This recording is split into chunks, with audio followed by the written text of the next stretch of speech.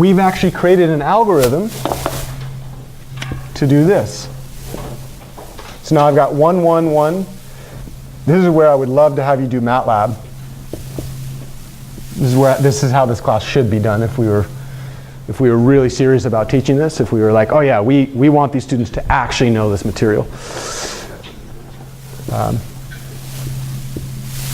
So here we go.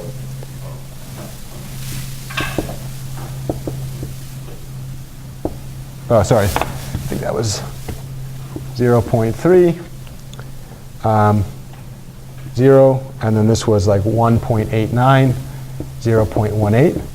So do you know what this is? That thing's U, and then this thing's A, right?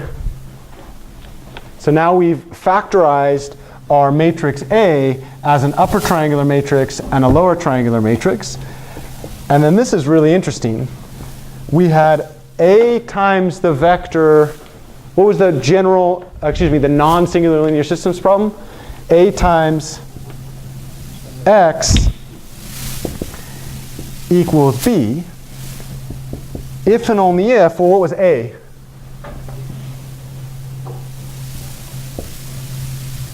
Yeah, go ahead. A could be written as L times U X, and that must be equal to B. But let's reassociate.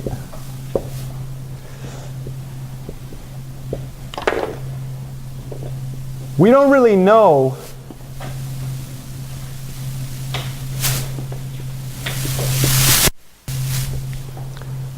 so let's set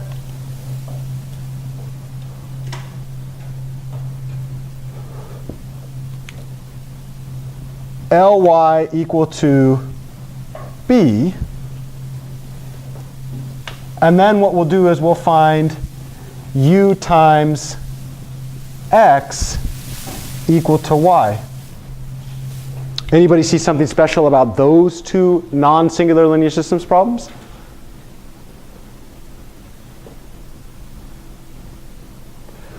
What type of matrix is this? Lower unit, yeah, it's not only lower, you don't even have to do the division at the end, right? The LII is always 1, no need to divide, right? So in other words, this thing right there, what would we do with it? We would do something called forward substitution. What about this one? Backward sub.